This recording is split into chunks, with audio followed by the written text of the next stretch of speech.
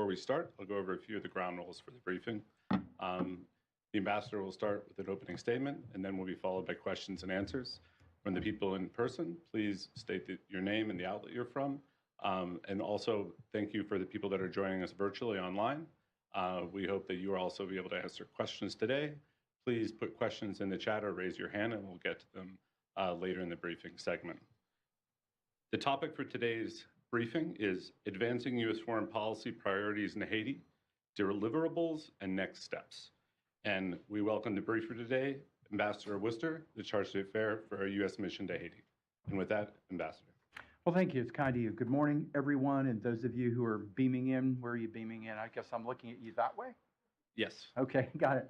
All right. So I want to make the statement I'm going to put out at the top of this very brief, because I'm of the understanding that it's going to work better for you. It works better for me. It's a bit more dynamic. So I'll keep my remarks at the top fairly short. So let's cut to those. What's the objective for the United States vis-a-vis Haiti? We need a stable Haiti. Why? It's in the interest of the United States to have a stable Haiti. We don't want to see a triumph of lawlessness over the state. And that's exactly what is at stake here, is a fight for the survival of a sovereign entity, the Haitian state, vis-a-vis lawlessness and gangs. And the gangs, by the way, are a nasty admixture of terrorists, two of whom we have designated, the United States has designated as foreign terrorist organizations. That is Vive Ensemble, if you're following or have an interest in the gangs, and Grand Griffe. Those two gangs are designated by the United States as foreign terrorist organizations, and they're behaving like it in terms of raping, pillaging, murdering, intimidating, burning. We also have insurgents. Why do I use that term? Because the classic definition of an insurgency, I'm not a walking, talking Oxford English dictionary, but insurgents typically are those who decide to take up arms with a political agenda to go against a state, a legitimate state authority, overtake it to themselves become the state. And that is precisely the agenda we have with several of the gangs. So that's two slices of the gangs. The third and final slice I would introduce you to when I talk about an admixture that constitutes the gangs, a broad swath, a broad term, is criminality. Violent criminality, raping, robbing, murdering, extorting, kidnapping, burning, etc., and so forth. So all of that together constitutes the gang threat to the state of Haiti. The United States is doing what? We are pursuing in response to this. We're pursuing a UN Security Council resolution. It's under silence as I speak now until Friday. This resolution contains two items that we have been pressing for to address the problem I just mentioned to you: stability, survival of a legitimate state, and combating lawlessness, terrorism, violence. The two things that it contains are, one, something called UNSO, UN Support Office Haiti. I'll happily talk about what that all means in a second, or in response to your questions.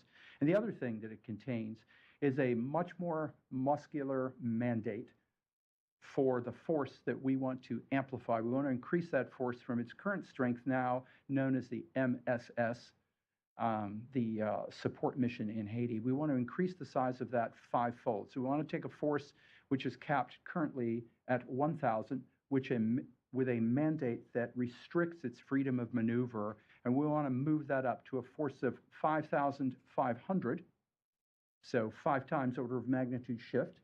We want to pump up their strength. We want the mandate to allow them to pursue much more aggressively, and thus the name Gang Suppression Force. We want to move it from a support mission to a suppression force. So the words matter in this context, because that communicates exactly what it is we are trying to achieve. So again, a more robust mandate, more muscular, the freedom of maneuver to go after those gangs, to take the fight to the gangs, if you will. That's what we're pursuing. And the support office, to drop back to that, would provide logistics. This is crucial. There's an old adage, almost like an old saw, that you will have either heard, seen, maybe you remember from one or another class you may have taken, which is when any kind of conflict starts, particularly an armed one, when it starts, the amateurs talk about tactics, but the professionals start to think about logistics. That's what's going on in this case. The logistics have been a hampering factor for the current group that we have, the MSS, armor, vehicles, the ability to move, the ability to get supplies moved forward so they can establish forward operating bases, a long story short, so they can be in the places they need to be to bring stability. Where do they need to be? Places such as the airport, the seaports, key road junctures, power plants, et cetera, and so forth. All the things where a state, any state, needs to assert its authority to establish the fact that it is, in fact, a sovereign enterprise. That's it for me. Over to you. And with that, we'll have questions from in person first.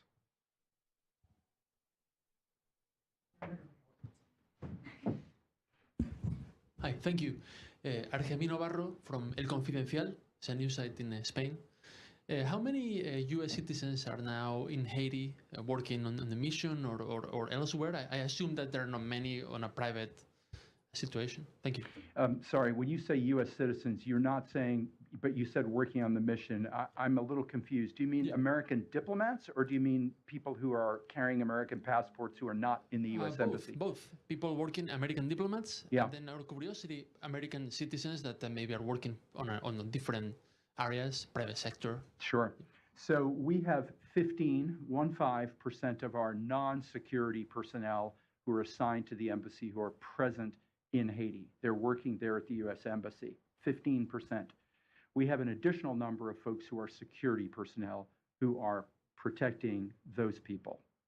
In terms of U.S. citizens, that's always an unreliable figure because the number of U.S. citizens who will sign up with an embassy and say, hi, I'm an American citizen, here's my passport, I want to register with that American embassy, whether it's in Spain, whether it's in Canada, whether it's in Haiti, you name it.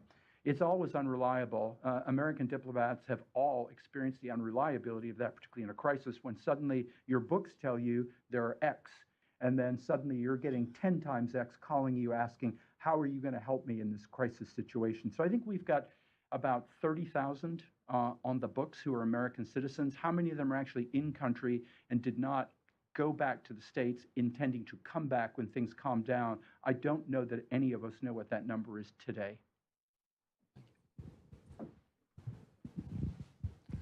My name is Enrico Wolford from Capital News in Georgetown, Guyana, and my question is very parochial.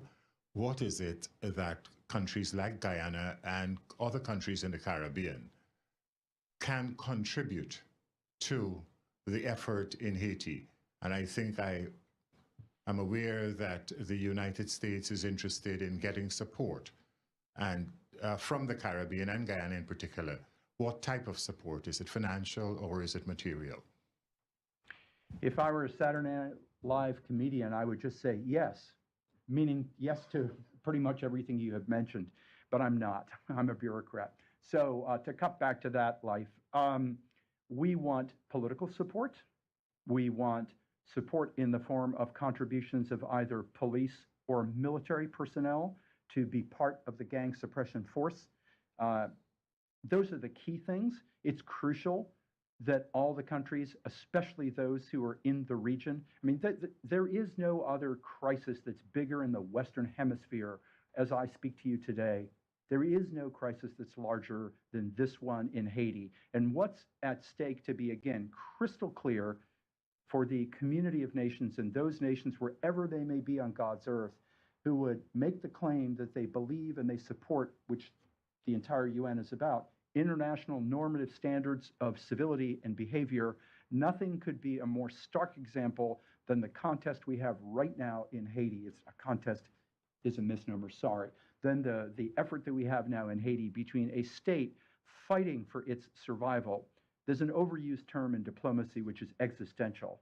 One or another thing is usually often named an existential crisis. Well, this is one of them that actually meets the true doctrinal test of what, or definitional test of what is existential. It is the fight for survival of a state and for those states and societies who believe that ungovernability and the triumph of lawlessness, that must not be allowed. So that's the kind of support we would seek. It is both political, it is military police, and it is moral.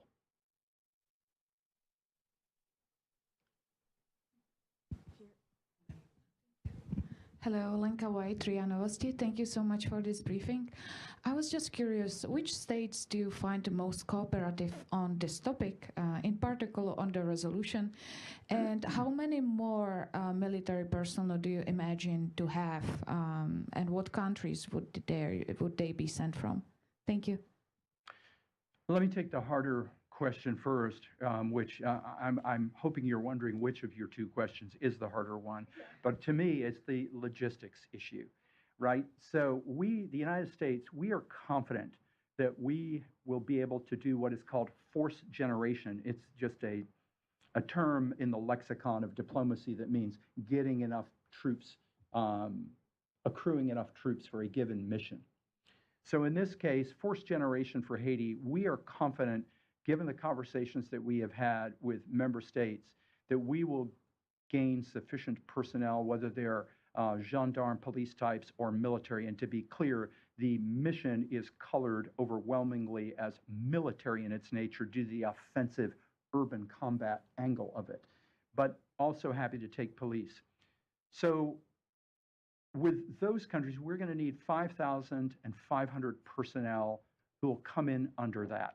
That's the key thing we'll be chasing down in the hemisphere. And the hemisphere is very large, extending down nearly to Antarctica, and then all the way up to the Arctic, Canada. So the Western Hemisphere is enormous.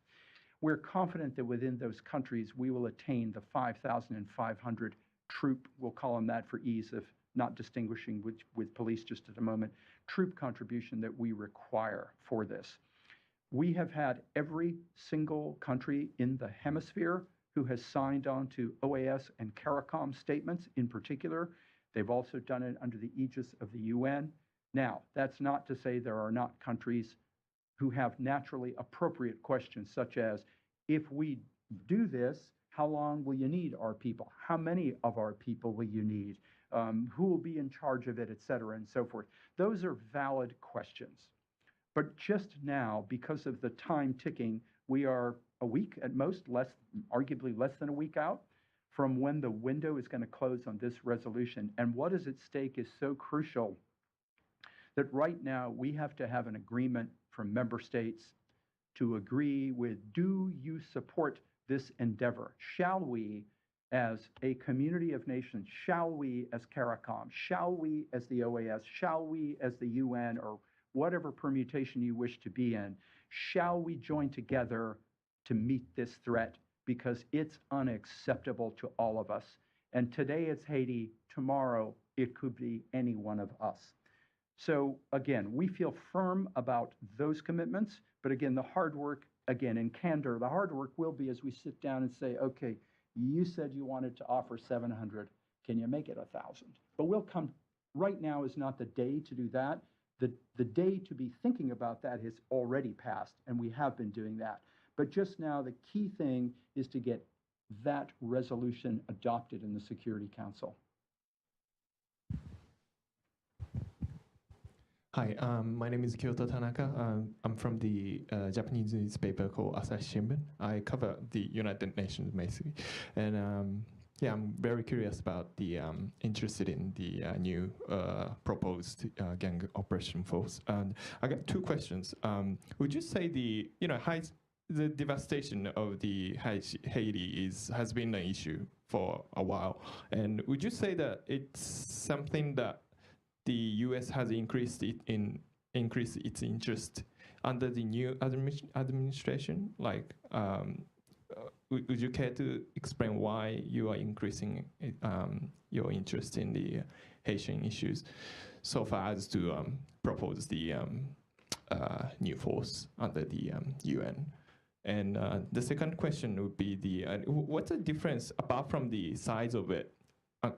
Compared to the current force, apart from the size, is there any other differences that you can maybe share? Yeah, certainly. Okay, and help me if I wander off on your two questions, okay? Why the interest now?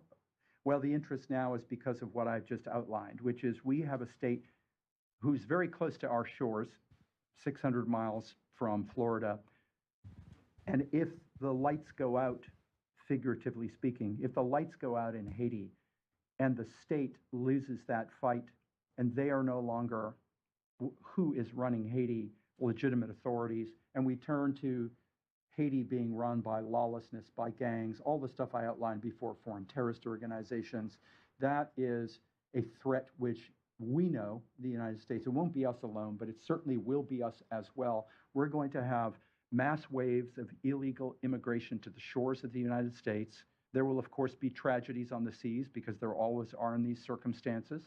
We will have increased narcotics trafficking pathways. We'll have increased human trafficking. We'll have increased arms trafficking. A long story short, it's not going to be good, right? You can put it on the bad side of the ledger, and we know that if it gets worse, it affects our interests. So, and also those of our allies, i.e. the other countries in the region. So that's the paramount objective there in response to your one question. In response to your other question about how else is this different other than the math. So the key thing I would urge you to focus on is the authorities. The authorities that would be granted under a Chapter 7 mandate. The MSS is a Chapter 7 mandate, but this Chapter 7 mandate would enjoin this force, the gang suppression force, to take the fight, in other words, to take the offense, to go after the gangs, to pursue them with lethal force. So whereas the current mandate that we've had, or we still have, I guess, until October 2, that is a mandate where the MSS is in support, think of a train, the locomotive, if you will, which is the Haitian National Police, and the caboose, if you will, which is the MSS. So they're supporting, if those guys go here, they go there. If they go there, you get the idea.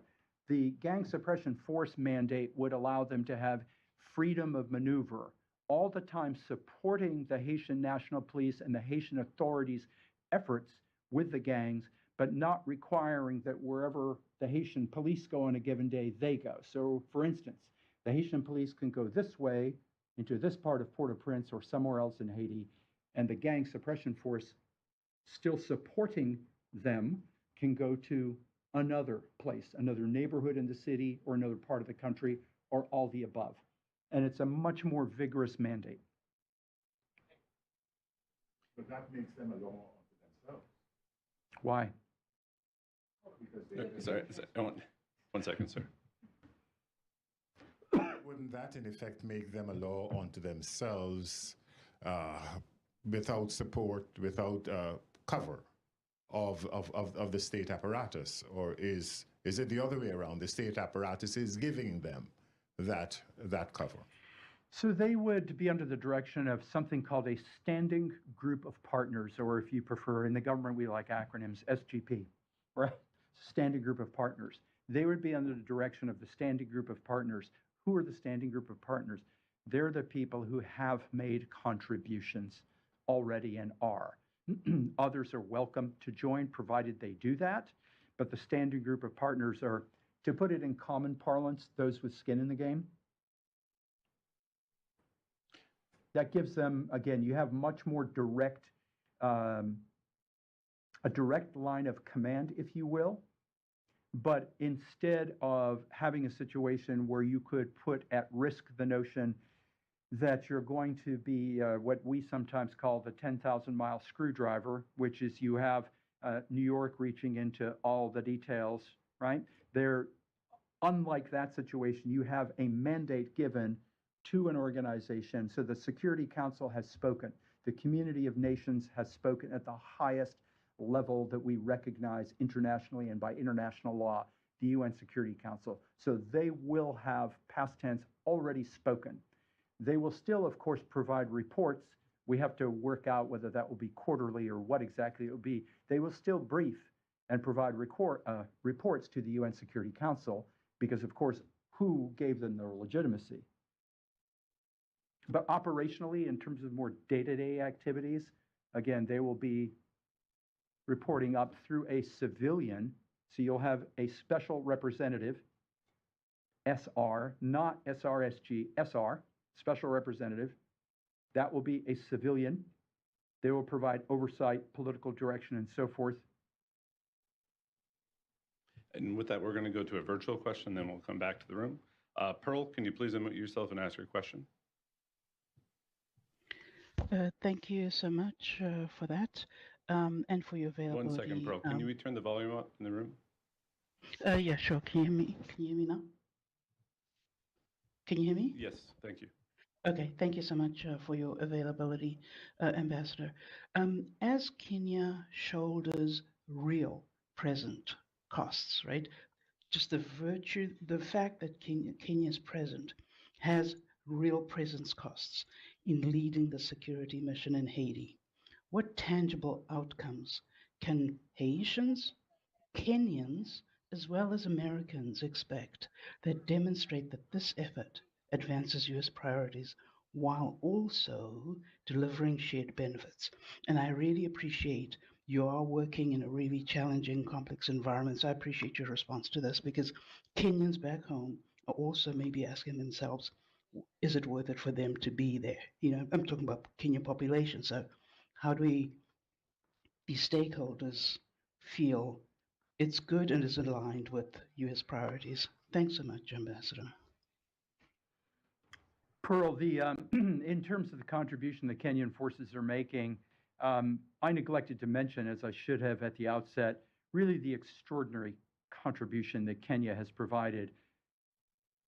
Think alone of the fact of the actual deployment of human treasure, by which I mean the lives and the souls of people who Kenya sent to Haiti, which I think all of us know is a bit far from Kenya's shores. But they did this. They did this out of their commitment to meeting a call that was put out. They did this to uphold a normative standard. We are nothing but grateful to Kenya for the extraordinary service they have provided in Haiti. And it's also important to note that Kenya provided this when, regrettably, many nations in the region did not. Not all, because there are other nations in with the Kenyans. The Kenyans comprise about 75% of the 1,000 who are in Haiti today as part of the MSS. The remainder come from the region. So for them, that is a plus and a benefit, and also something for which we hold in high regard, which is the willingness to walk one's talk about, again, international normative standards and being part of a community of nations. So the Kenyans, Pearl, I would say to you, have distinguished themselves above many others by the act of the deployment alone. And it has been imperative that the international community's presence with the Kenyan arm patch is represented. It means an enormous amount to Haitians in particular to see that there is an international community who cares. And that is emblematic through presence, boots, if you will, on the ground. Thank you very much. In-person questions again? Argemino Barro again. Could you please give us a flavor of how is the national situation? Of course, you have described the lawlessness and all the horrifying. But what about the political parties? Is there a prime minister? Is there a party that is a little bit more active that the United States support? How is a little bit the situation in terms of politics in Haiti? Thank you. So there is a prime minister who is in charge of the government, and there is a chairman of the Transitional Presidential Council, who is also, the chairman is also known as the president. He is the head of state. So again, the prime minister, a model you will be used to in many countries, who is the head of government, and the chairman of the Transitional Presidential Council, who is the head of state. He's representing Haiti here at the UN General Assembly. The Haitians need to come to an election and elect a president. There have been a number of obstacles on this path. The obstacles have ranged the spectrum from security crisis or crises,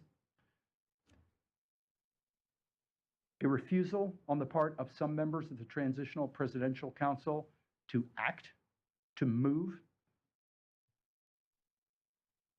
and a nettlesome matter of the Constitution, the Haitian Constitution.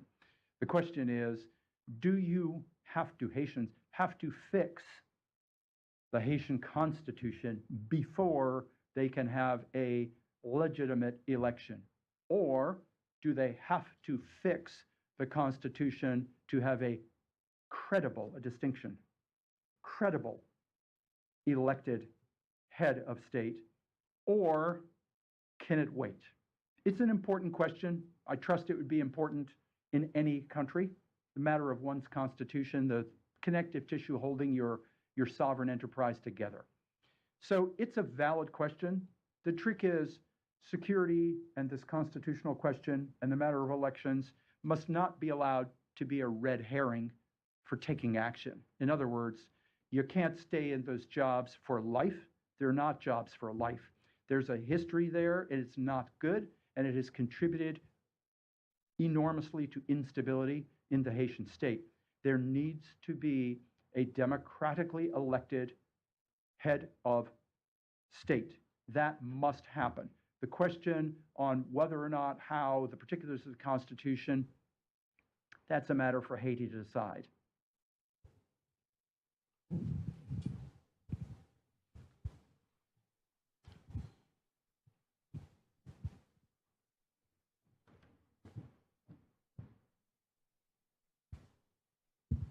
Thank you very much again.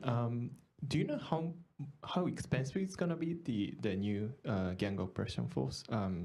Do you know how expensive the current force is? 'Cause I'm interested in this because the U.S. is obviously very cautious about expenditure that UN is making in terms of peacekeeping operations and stuff. So yeah, thank you very much. So I want to distinguish immediately that the gang suppression force and also the MSS that we have right now, neither one of these are peacekeeping operations. So neither one of them fall under PKO terms. I know they look like a duck and sort of walk like a duck, but they're not a duck, right? So they're not a peacekeeping operation. In terms of the costs, the United States has for too long borne the brunt of the costs financially and logistically for the MSS, for this force. That is why we want to move, and I'll come to the math in a minute, that's why we want to move to a gang suppression force with the mandate that I've spoken about, much larger size, but with the payment for them coming out of assessed contributions, not only from the wallet of the United States government. The cost, we have paid over $1 billion at this point, with a B, billion. The actual cost for what's known as the Life Support Activity Contract. This is a contract that provides logistics, meals, a place to sleep, medical, maintenance of vehicles, and so forth. This contract we have paid $835 million. Lauren, is that the correct math to date? Approximately. Okay. And when you look at the subsidiary costs and support costs that we've paid around it, we're over $1 billion already. I want to be clear that my saying the United States having borne the brunt of it for too long doesn't mean that we would not pay anything, but rather the crisis that I've spoken about and that we're all meeting here in this room about are ones that are not a U.S. crisis or a U.S. Haiti crisis. They are broader, which is the rationale behind moving us from the United States carrying this all to saying, hey, let's spread this out because all of you have a shared interest in this, and let us move to assessed contributions to pay for the UN Support Office. Now, mind you, if you're into details and particulars, such as allowances of troops and personnel, that will still come out of what's called the voluntary fund, or the sometimes called, what's the trust fund, the UN trust fund, right? Where nations contribute to that as well, or can contribute to that, and we encourage everyone to do so. But that's where personnel costs and expenses come out of that, not the salary. That comes from your home government. If you're a Japanese soldier, you're still getting your paycheck from the government of Japan, from the Japan Defense Forces. But you would get the allowances for being deployed in this force through this other mechanism. We're going to go back to a virtual follow-up question from Pearl. Okay. Pearl, can you please? Yes, Ambassador Worcester, I really do appreciate you giving me a second opportunity just to ask I guess what I'm trying to do is hopefully give you an opportunity. Sometimes there's disinformation out there. Sometimes there's disinformation out there. And sometimes reporting is not accurate about U.S. role and the engagement efforts that you're making. So my question to you today now is, are there any misconceptions in the US role, in the engagements that you are making, that you would like an opportunity to clarify or to correct to the global audience out there? Is there any disinformation or concerns on America's role? I just wanted to tackle that aspect. Or if you're not seeing any, you're not seeing any. But is there any reporting or discourse, public discourse out there that you think, no, people are getting this aspect not quite right? Would you like to correct anything out there? Well, the most striking one, Pearl, the most striking one is the question about, and a lot of misinformation. So some of this, it's hard to distinguish whether it's deliberate or it's just confusion or it's probably both. But that is that the U.S. won't pay, isn't going to pay. We, and I announced this yesterday in our ECOSOC meeting at, rather the Canadian-hosted Haiti event, which was under the ECOSOC umbrella, the United States does intend to pay its share of assessed contributions for the UN Support Office for Haiti for the reasons that I've outlined before. Additionally, not solely for that, there should be no question about the U.S. commitment to pay its share of expenses. Let me give you a couple examples. Mind you, we've got two of these that are under what in the U.S. system we call congressional notifications. It's a 15-day hold period before we normally would announce these. But this is funding for assessed contributions for the UNIFIL mission and funding for the assessed contributions about MONUSCO.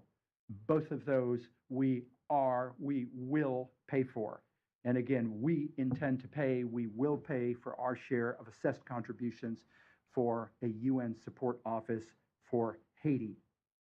Additionally, we are paying our share through these examples and others that I haven't cited to ensure and to enable international peace and security.